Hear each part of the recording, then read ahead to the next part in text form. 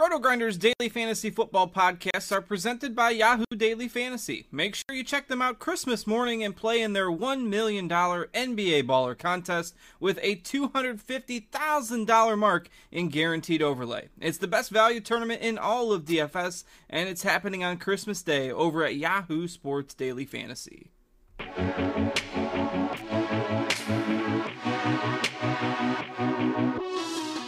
Welcome, guys, to the Week 16 Gillcast. I'm Sammy Reid. I am joined by my RotoGrinders cohort, Nate Nohling. Davis Maddock is not here this week. He's traveling for the holidays. He was not skipping out on the show because of a bad performance. Davis actually had a good performance. But Nate, me and you did not. We were the fish this week, weren't we? We were.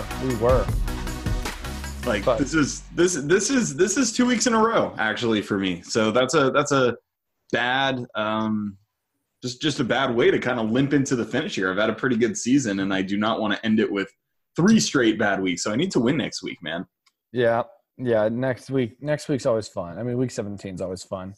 This was a weird week. Week 16, it was super high scoring. I mean, it was like, I was seeing lineups that were like above 200 that were barely like 3Xing. So it was a very high scoring week. Well, regardless of my DFS performance, which wasn't that great, my seasonal performance was great, Nate. I won multiple seasonal championships today, so I degaff about losing a little money. I know that you didn't play your full allotment of volume. I didn't play my full allotment of volume either. Just like going into the holidays, it's one of those things where you have so much to do for the holidays, wrapping up a bunch of stuff with work, having to buy presents, all this. I didn't really feel as prepared as usual for this week. I just didn't have enough time to put into it, so I felt it was prudent not to put as much action on it. What was kind of your feelings about your level of preparation going into this week, and do you think it affected you making your lineups? Yeah, I would say for me, I mean, my personal life this week was a little weird with work. I mean, I got, it was a crazy week of work for me. So I didn't have as much time to spend on research. And then you add to the fact that it's just out of our normal schedule with no Thursday slate, the Saturday slate, and then just with like holiday stuff. Like, I don't know, today didn't feel like a normal Sunday for me. So I didn't end up spending up my normal Saturday night research. So I played pretty light. I mean, and then overall there was just some news and some situations that were kind of tough to break down all week. And Week 16, at this point, there were so many teams that didn't have much to play for that we literally had no idea. Like McCaffrey, I could have seen, with Carolina being eliminated, like I could have easily seen McCaffrey only getting like first half run and them just sitting him to not injure him in the second half. But, I mean, he played full allotment of snaps. So there were some things that I think we were all surprised about this week. But overall, it was a fun week, really high scoring. And obviously that happens when we have chalk wide receivers like, Robbie Anderson and Sterling who go off. So, well, I'll tell you, it felt good. I was fully invested in Robbie Anderson this week. Not only did I have him in cash, but I also put him in GPP lineups. And in general, if you're going to have a real volatile receiver that's going to be super chalky, a lot of the times it's best to just not play him in tournaments. That's kind of the definition of a good tournament fade. But I didn't fade Robbie A. And I had him on both of my finals teams in seasonal. And so I was just all in on Robbie A. And Robbie A came through, Nate Nohling. He came through. I'm forever indebted. I may need to get a Robbie Anderson jersey at this point. Yeah, I mean, it was pretty boss. I mean, he put up – I mean, it was a great game for him. I was super excited watching that. And then I was really bummed to see how high owned he was. I mean, he was like – what was he in the $25 double up? I mean, he was like 72%. So with every catch, I just thought I was going to be winning all the money, but it wasn't quite that way. Yeah, people are too sharp these days, man. They're too sharp. But the morning game, the morning games and a lot of DFS really centered around this Jets and Packers games.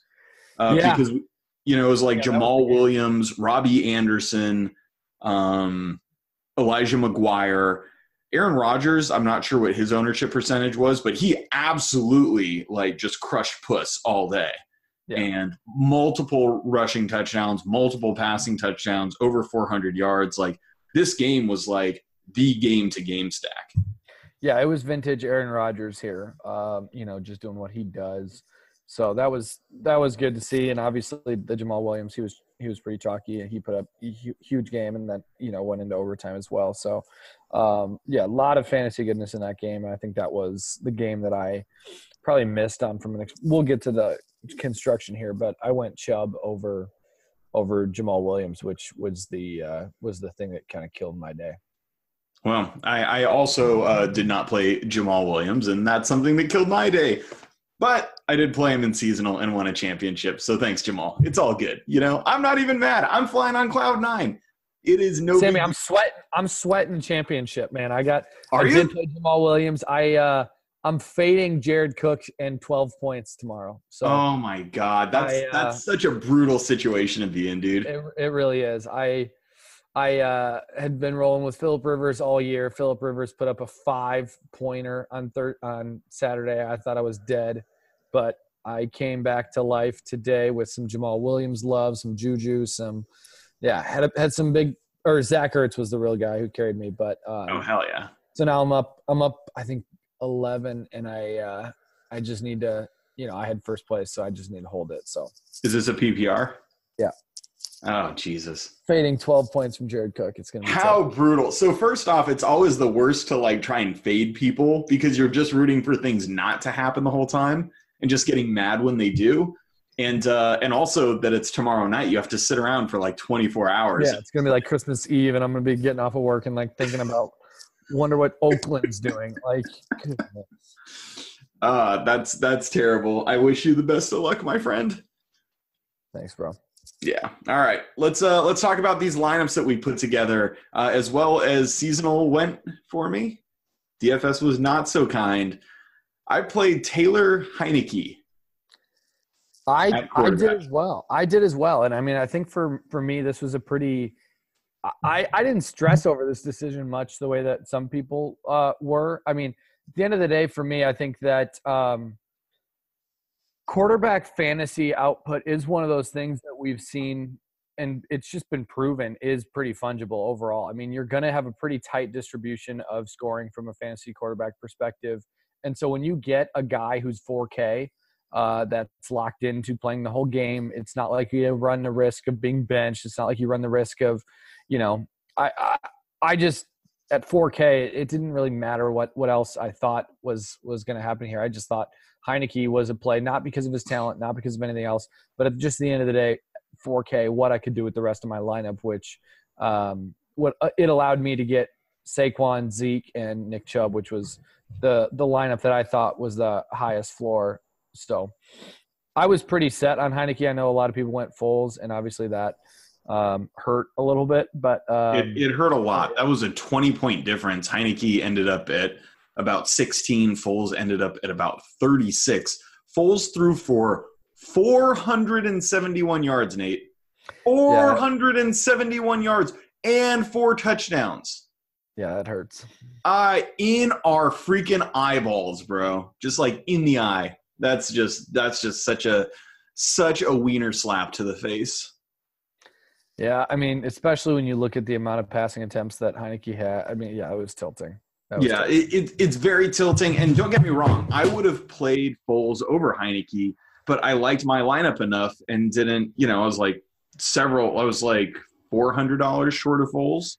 Mm-hmm. And it was just okay, I'm not going to get down from these other plays I like for what I considered a marginal quarterback upgrade. So I'm actually okay with the process, but the results here did not work out at all. Yeah, for me, it wasn't Heineke because I had Heineke projected above, the Foles range or, above Darnold or anything like that. It was actually if I had to rank the cheaper quarterbacks, it would have been Darnold, Foles, Mullins, then Heineke probably. But it was just the fact of what a 4K QB allowed me to do. Yeah. So it allowed you to get all 3 running backs that you absolutely love. Talk a little bit about those guys and more so your holistic decision to pay up at all 3 running back spots and not take advantage of some of the low price guaranteed workload like Jamal Williams, Elijah McGuire, etc. Yeah, so the 2 locks for me were Zeke and Saquon. I think Zeke very clearly his workload is second to none right now. And with the questions about Gurley and everything else going into this slate, it was, Zeke was by far the one guy. Like if I had to pay up for one running back, it was going to be Zeke here. I think Saquon was my next spend for sure at 7.9. I love the discount that you're getting on Saquon. And we've talked a lot. I mean, I'm a huge Saquon guy. I think I actually believe in his talent. I also believe in his workload. And then the question was, what do I want to do with this last running back position? And I kind of waffled between Chubb and Jamal Williams, but ended up going Chubb just because I felt so much more confident in his rushing attempt share and just his overall workload. And we've seen Chubb starting to get some targets that we weren't seeing when he first took over this role. But the way that this Browns offense for me was moving, I just felt like it was worth paying up for Chubb over Williams. And I felt like with my receivers, there was enough value that I felt like at receiver that I felt okay. So, I just wanted to take the safety with Chubb. But looking back, that the discount to Williams would have been very nice. Yeah, I also played Ezekiel and Saquon. Ezekiel for obvious reasons. I wish he'd have scored more points. It felt like Dallas actually rarely had the ball in this game. Yeah. And that kind of happens. They forced a fumble and returned it for a touchdown after Tampa's just holding on to the ball this whole time. They have a drive and then they fumble 6 and then they get the ball back. And it just felt like they really held on to the ball for a long time. The Cowboys, I mean, Dak only passed 25 times and Zeke ran it 18 times. Not a lot of plays in this game for Dallas, even though they were ahead pretty much the whole game. So that was a little bit tilting. But Zeke was like 74% owned. So, the fact that he didn't have a great game. Saquon, I think there's some tilt to go around there because Eli Manning punched in a touchdown. He ran a touchdown in that easily could have been Saquon's, and then he passed like a little 3-yard touchdown to a tight end that could have been Saquon's, and it all just could have, like, Saquon could have had a much bigger game here. Yeah, the Eli sneak was like the tilt for sure. Oh, that's just the stone low. Yeah, Saquon getting 21 rushing attempts with only one. I mean, it was 21 rushes and 7 targets. I will take that all day, every day from Saquon Barkley. It just didn't. It didn't turn into 7.9. I mean, you were getting a $900 discount from McCaffrey. You were getting a $1,100 discount from Zeke. This Saquon price tag was to me just like one of the biggest misprices on the slate. I mean, he was 9,400 last week. Yeah, he's the same price as like Adam Thielen. This was a no-brainer for me. People are like Amari Cooper was 7.5. I mean, this was the Saquon workload is. Yeah, I'm tilted. The more I think about this Saquon thing, I'm actually tilted too because he was only 26% owned, and I mean, 21 rushes, 7 targets. I mean, it's just like he should have absolutely smashed. And he should have smashed 3/4 of all human beings who played DFS did not play Saquon Barkley. And I just think that's really bad. And he just didn't have quite a big enough game to make him pay for it. And that sucks. Yeah. We should have done better here, Nate. We should have done better. So the mistake was Chubb. The mistake was Chubb. Yeah. Yes and no. I think, yes, it was because I think when you have so much low-priced running back guaranteed workload like Jamal Williams, Elijah, etc., you need to take advantage of it. You need to have one of those guys, I think. Yeah. Jamal Williams ended up with a much more diversified workload too. He ended up with 75% of the team's rushing attempts with 16% of the team's target share compared to Chubb, who didn't have nearly the target share that he did. So that was the part that it was, pretty tilting. I mean, Chubb only got 67% of his team's rushing attempts and only 7% of the team target share. And honestly, but paying Chubb, 7+K for Chubb when he doesn't get the passing work that I don't know. So here's the thing, Nate. First off, you're looking at percentage of rushing, but he got 19 of 21 running back rushes. Yeah. 6 of those rushes were Mayfield's, one was Jarvis Landry's. Dude, he got all the running back rushes, and he got 3 targets. He was a big home favorite against a bad defense. I had so much Chubb. He was probably my number 1 owned GPP player today. I just thought he was a great, great, great play. And for me, it was either Saquon or Chubb in cash. I thought Chubb was an amazing play. So I don't think that playing Chubb was bad. I just think that like the decision to not play one of the low price guys who was going to get 15 to 20 touches probably wasn't good. Yeah. That was a little fishy. But speaking of fishy things, why don't we talk a little bit about what I did with my third running back spot, Nate? I did not play Nick Chubb. I did not play Jamal Williams. Did you go Breida? Who did you go? I did not play Matt Breida. I did not play did you go Elijah McGuire? I did not play Elijah McGuire. Nate, you want to know who I played?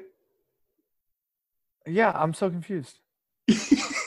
I'm so embarrassed. I don't want to say it. Listeners, I actually am genuinely. I don't want to. I'm so embarrassed to say this out loud, Nate. What did you do? I played Kalen Ballage. What? What? I'm such a fish. Yeah, bro. Yep. I did it. It feels good. It feels good to say it out loud. It feels really, really cathartic, actually. I'm glad we're having this moment. Oh, Sammy. All right. So 4 rushing attempts, 4 targets. Oh, my God. I'm just so bad. I'm just so bad. It's so – okay, so here's what I was thinking, and then I'll just let you lay into me because I already know this is just fishy as just I'm so tilted right now. So my thing was I loved every other spot in my lineup, but looking at my lineup, I actually don't, so this was bad. But I thought the Ballage would get like 12 to 15 carries at 3.7 and a target or 2.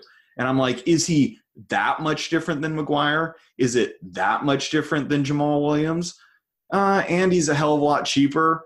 It allowed me to do some things at receiver that were really cool that I'll talk about in a bit. But obviously that's bad process because he didn't get all that work. He had like a 31-yard catch early, and I'm like, oh, hell yeah. Oh, it's all happening. And then, like, they just didn't give him any run. They gave him all the run last week, and they just didn't go with it this week, even though they said they would. And I think that's my own fault because who the hell is Kalen Ballage? Yeah. I mean, I get it. He's basically like the Peyton Barber play where it's like, you know, his upside basically in this spot was like what Peyton Barber gets every week. You know, Peyton Barber continues to be priced at like 3.7, 3.6K, continues to see, you know, between, you know, 13 and 18 to 19 rushing attempts with the target or 2 every once in a while. But I just I'm just a damn fish, man. Like I like justified it to myself that he wasn't that much different than McGuire / Jamal Williams. And their workload was a lot more assured than Ballage's was. I think Ballage would have been a fine play if they hadn't have taken away his usage, but he only got 4 carries and 4 targets. Yeah. You know, McGuire just is so much more heavily utilized in the pass game. So yeah, that's what just, I would just egregious. So I'll talk about the things that it let me do at receiver, and I'll just kind of go into that, and then we'll talk about your receivers. It allowed me to hit the nuts, not even the nuts because I didn't have Antonio Brown, but it allowed me to play Devontae Adams, Robert Woods, and Robbie Anderson at receiver. I didn't have to play 2 cheap receivers, and that's something I've really been trying to do in cash is not play 2 value receivers because it feels like one of them always busts. And I was huge on Robert Woods. He had a smash game. I was huge on Devontae Adams. He had a great game. Didn't translate to a crap load of fantasy points, but good enough. And I was big on Robbie Anderson as everybody was. So I love that receiving core. So I got Adams, Anderson, and Woods. I also got to play Barkley and Ezekiel Elliott, and those were like the 5 guys I wanted the most on this slate. And so that's why I made some concessions at like quarterback and flex, and in the end, I think those concessions were too much. Devontae Adams ended up, I think, with 18 targets, 11 catches. He didn't have that many yards. He didn't break anything off, but he got that touchdown at the end to win the game, which kind of salvaged his day. 24.1 points. Robbie Woods, 28.4 DraftKings points. He was great. Scored a touchdown, 89 yards, 6 reception. Everything was great. So my receivers were lit. What did you do at receiver? The Devontae thing. I mean, he got 18 targets and didn't get over 100 yards. That's like 18 Aaron Rodgers targets and not getting over 100 yards. I mean, he had 11 receptions. I couldn't believe what we were seeing out of him. He had, an 8 out of like 8 point. I mean, it was a brutal game for him from an efficiency standpoint here. But yeah, they never did one of those deep back shoulder throws to him that gets like 25 yards. Yeah. The Devontae thing was he could have had a much bigger game here. But I mean, he wasn't doing squat until that last touchdown. That was a little run good, actually. Yeah. I went really cheap at receiver. There were a couple guys that I was really high on this week. So Robbie Anderson obviously was the lock. That wasn't really in question. My second favorite wide receiver was Sterling Shepard. And both of those guys I felt really great about from a value perspective. So let's talk a little bit about Shepard though for a minute, because I was sick and tired of Shepard. I was like, dude, this guy's just a joker. Like, he's not getting anything done. I'm not like, I haven't even been playing him, but I'm not going to be like you and Davis, you idiots, and get fooled again. Yeah. And Shepard instead smashed his balls off, 6 for 113. Yeah. Well, I mean, the Shepard thing this week got even more like solidified for me when Russell Shepard was out as well. So it wasn't just Odell. It was also Russell Shepard. Like, he was a lock. And how much was he? It completely, I'm not going to lie, like, because of my week, it actually completely escaped me that Russell Shepard was not playing. Yeah, he was 48. Okay. So he was 48. And for me, it was, I didn't want 3 Giants in cash. Because I didn't want 2 Giants in cash. I didn't want 3. I said I wanted to limit. So it was either Sterling Shepard or Evan Ingram. Yeah. But I was so high on Kittle that I went with the Sterling Kittle combo versus the what was the other combo I was looking at? I think it was Evan Ingram and then who was the 6K? I can't remember who was it. I can't remember who it was that I was looking at. I was looking at a 2v2. But yeah, I then went. Yeah, it was something like that. And I ended up going with the Kittle Shepard, and I felt good about that. But it did leave me at a weird spot here for my last wide receiver position that I was fiddling with all afternoon or all morning trying to figure out what I wanted to do because it was like I had 3.9K left, I think. Mm-hmm. I ended up going with Isaiah McKenzie. It did not go well. He got, I think, 8 or 9 targets, but did not do much with those targets. Wait a second. So 3 of them were like uncatchable. 3 of them were like thrown over his head. That was like just Josh Allen sales. But wait a second. So your 3 receivers, you didn't play Devontae Adams? No, I had Shepard, Robbie, and McKenzie. Christ almighty, that's bad, Nate. That's a squalid group of receivers. You're lucky to score as many points as you did. Honestly. I faded all the high price wide receivers and went just with the lock the value in because I went paid up at running back. Nate, it was not a good day to fade the high price receivers. Especially when Saquon, Zeke, and Chubb combined for like a total of 30 DraftKings points. Well, and that's the thing. I mean, one of them had a ceiling of 30 themselves. I mean, mate, we've been talking about this every week where it's like it's better to have value running backs than value receivers because value running backs, their workload is just like so assured, like 18 touches from a low priced running back is just such a better sure thing in cash than like what you think might be like 6 or 7 targets from a cheap receiver. I just think the value that we're getting when you talk about like literally like 30 to 35 guaranteed opportunities for Zeke and Saquon is like so far and above like the game script, the floor and ceiling combination of those 2 guys. Like I needed to pay up for both of those. I think I agree. The Chubb thing was a mistake. I should have gone down to Williams, and I probably should have gotten off Kittle for a cheaper tight end. I mean, you could have played Blake Jarwin like me and gotten 2.8 points. And the thing about that is, Nate, is I had enough money. I had the extra $100 to get to Herndon. Oof. Would have changed my slate. I was in like the 50-50s. I won some head-to-heads for sure. Yeah. I think I finished with like 154, 155. But the cash line and like these big, was like 8 points above that, right? Yeah. Yeah. And so, I just like Jarwin because I really like the matchup against Tampa. I was like, dude, Jarwin has seven targets in back-to-back games, et cetera. I'm already playing Robbie Anderson. I'm already playing one pass catcher from the Jets. I probably don't want to go too overboard on that. And instead, I really should have, because that would have been like a huge equity shift. I don't know if like process-wise it was bad to play Jarwin, or it was just like I ran bad in that regard, but that was a big pivotal point for me, playing Jarwin over Herndon. Yeah.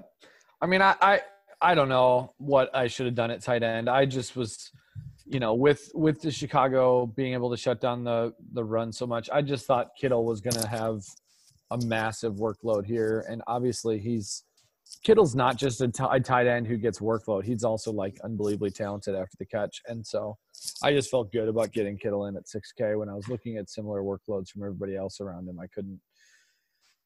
I mean, so I'm not kidding you, bro. I'm like looking at some teams that finished ahead of me in this double up. This one team has like Antonio Callaway, Dallas Goedert at tight end, Allen Robinson at flex. When you can just jam like, in just like outscore me by like tight end on a team in cash, that's what you got to do. I mean, it's just so sick. Yeah, Ertz was the play at tight end. I mean, Ertz just went ham. He did. Herndon 5.2%, Jarwin 9%. I mean, this is just – I'm looking at these teams above me. One guy played Golden Tate and Alfred Blue. He scored 30 more points than me, It's just like, how did this even happen? These guys are playing like they played Antonio Brown, though, and Nick Foles. So, yeah. Yeah, it was a tilting day. I did not want to go through my head-to-heads to see who beat me because I knew it was going to be tilting. I mean, I think the big things were I think you definitely made a mistake by not paying down at one of the running back positions. That makes you a huge fish. I played Kalen Ballage in cash. I did pay down at running back, and I just picked the stone cold nut low cheap running back. I don't know why I did that, and I'm a complete idiot. So here we are. Did we both go Patriots D? Yeah, we both went Patriots D. They were only 25%. I'm surprised at that. They were a 12-point favorite, home favorite against Josh Allen and the Bills. Yep. I don't know how. I don't really understand the process of people who did not play them. I think if I would have gone Zay Jones over McKenzie, I make money. Yeah, you should have played Zay Jones. I had Zay Jones. Yeah, you should have done that. Why'd you? I mean, because you guys got me off. I think McKenzie's halfway decent, and he's been getting some usage. But Zay Jones, though, you guys all flamed me for having Zay Jones. I didn't flame you. You and Davis both were like, Nate, you cannot roll Zay Jones in cash. Nah, Davis said that. That wasn't me. I mean, it might have been me. That sounds like something I would say because you probably shouldn't play Zay Jones in cash. But that's a tournament play, mate. Both of them were. I mean, no, Zay Jones is not a tournament play. Here's the thing that you have to understand about this. Any Buffalo Bill is a tournament play. No, when you have cheap wide receivers like that who are in an offense that currently has the highest ADOT in the league right now, Josh Allen is throwing the ball downfield. Nate, you're being a fish. You're being a fish. He's got a high ADOT. That's exactly right. He's got a high ADOT from Josh Allen. That is a boomer bust play. No, when you are talking low-priced wide receivers, that's what you're looking for. Nate. This isn't a 9K. I'm paying up Tyreek Hill type high aid. This is when I'm looking for a cheap wide receiver, I want to find a guy who, if he is able to catch the ball, those targets can actually mean something. Not a low ADOT 4K guy who's going to see 4 targets. Like Isaiah McKenzie. Well, I mean, it's just the Buffalo offense is pushing the ball down the field. Josh Allen had a 11.2 ADOT this week. I mean, that's a Yeah, and he threw the ball 41 times. I mean, that's Nate, when I can get 20% of that offense at 3.7K or whatever he was, I'll take him or Zay Jones. Nate, I fear you might be a fish. You my may DK or may bounce was not really have good. gills and scales. Yeah, it was a bad week. Why did I play a Buffalo? Did you play any Yahoo? Did you max enter that tourney on Yahoo? I didn't end up having time. I max entered it again. I mean, I don't. I made time for that. That's like something you have to do. Yeah. Did you end up? I didn't win a ton of money. I just max entered that tourney for like $200, and I got out like $260. So, I mean, a nice ROI, but like in terms of like actual money, it's not much. Yeah. Were you question for you on Devontae? Were you ever almost playing DeAndre over him this week? Because that would have been the struggle for me if I was paying up for one of those guys. Would have been. I think I probably would have gone Hopkins versus Devontae this week. Yeah, I was very close on them. I just I had a lot of Hopkins in tournaments. I made like a lot of lineups that were the same and just like had Devontae in one and Nuke in the other. Like they were definitely in cash. I just love the floor of Devontae. He just never doesn't score points. Yeah. And Nuke had a real good game himself. He had 9 for 104, so he scored 20.4. So that's a fine game, but I really thought Devontae was the number one receiver on this slate. And 18 targets. He was the most targeted player in the NFL, but Antonio Brown, like, I think scored like 47 DK points. Yeah. He had 19 targets and converted 14 of them for, 185 yards. Oh my gosh. Antonio just.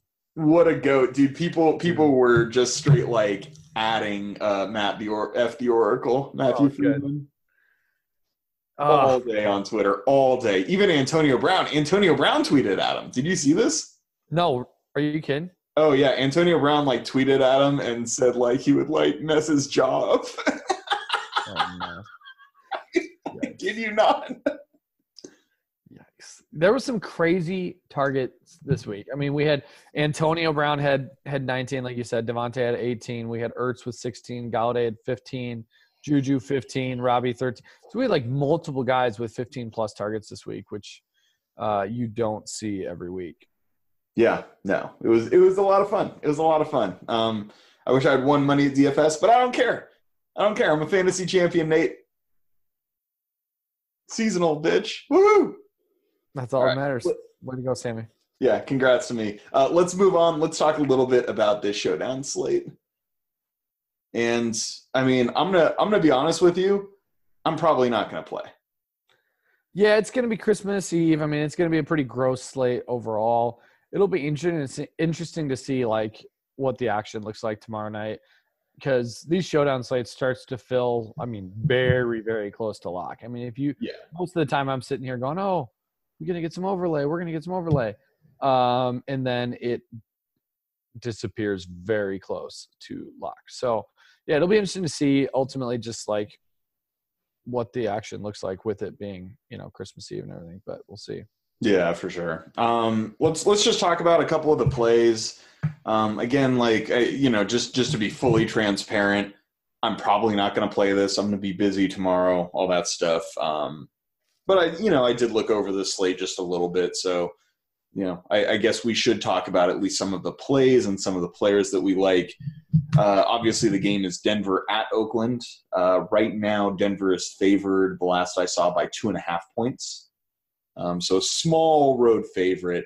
What do you kind of feel about just the overall mood of this game? How do you expect it to go? Well, I mean, I think at the end of the day, this is going to be one of those games where there's a lot of uncertainty here. Just overall, when we look at this Denver offense, we look at the injuries that they've taken on, we look at just where they're at in their season, and then we look at Oakland on the other side of things. I think this is going to be one of those games where there's a lot less – we have no idea what the actual opportunity is going to go and where it's going to go. And so this is where I would say take your shots on the guys that you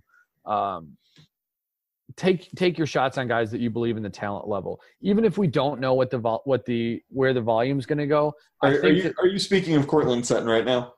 Yes. Yes. We have no. His workload has been all over the place, but I would rather bet on that. I just would.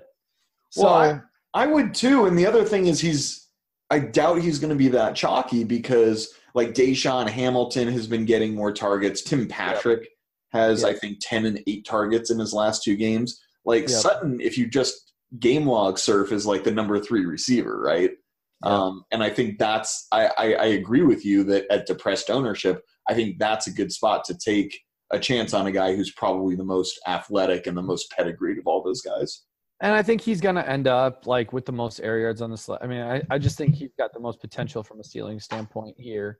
I think overall he's definitely my favorite, probably my favorite play from Denver. I'll have some Tim Patrick here. I probably won't have any Deshaun, if I'm being honest.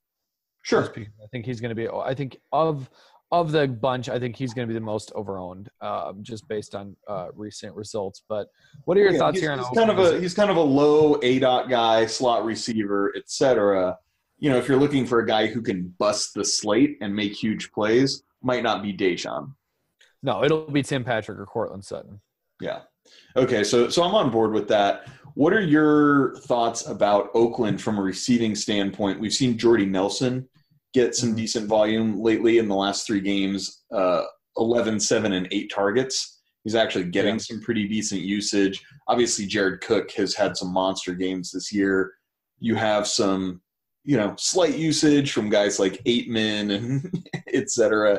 Like, what's kind of your overall feel from Oakland's pass catchers? Yeah, I wouldn't be surprised if Cook ends up leading the team in overall target share, but I think Jordy's going to have the more valuable targets here. He's, got the ADOT that I'd rather chase here over Cook. And Cook at 9,800 is just, his price tag's pretty high up there at this point, where I would rather take Jordy at his price point and then mess around with some guys like Aitman here. But the one thing I will actually talk about is if there's like one guy on Oakland that I'm excited about playing, it probably outside of Jordy. I actually could see playing a decent amount of Jalen Richard here.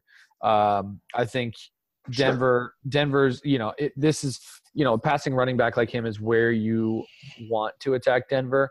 And so that he'd be the second guy I'd be most excited about outside of Jordy here, I think.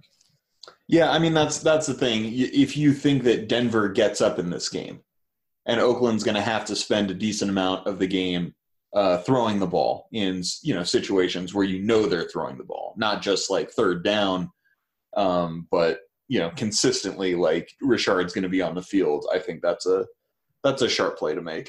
Yep. Any thoughts on Aitman here? Because I'll probably have a decent amount of Aitman too. I will also have a decent amount of Aitman. I think that if you just look at like if you're a game log surfer, which I think a lot of people who play Showdown are, they're just going to see Aitman and be like, whatever. But you might have his air yard stuff in front of you. I don't, but I feel like he's been getting some pretty decent air yardage. Yeah, if we look at if we look at last week specifically, he ended up did he? No, he wasn't. Okay. So it was Jordy for sure last week, but if we look at the last couple weeks, Aitman, he is seeing a little bit more work. Last week was not necessarily the week for him, but over the past couple weeks, I would say he's at his price. He's probably one of my favorite from a volume perspective here, I think. Yeah. Phillip Lindsay, obviously he's probably the single best running back play just in terms of like sheer expectation. How do you handle 12-2? He's 12-2. How do you handle a guy who's probably going to be really owned like this? I don't know. Like, how do you kind of handle that when he's clearly the highest projected running back also? Yeah. I'm probably going to be a fade here. Okay. At 12-2, he needs to – like, all that you need from him is to not get in the end zone, and it's a good fade. Yeah. So at 12-2, I think I would rather just hope for that, because I mean he's just so far above these guys. Got any early favorites for the captain? Have you done any lineup construction yet?